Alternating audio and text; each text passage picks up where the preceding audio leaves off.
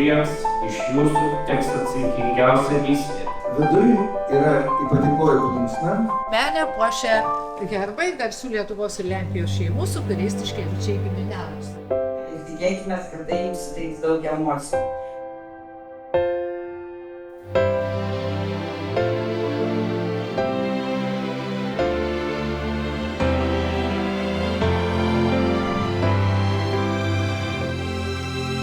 Kelionė po Lietuvos pilis ir dvarus prasideda čia, Biržuose.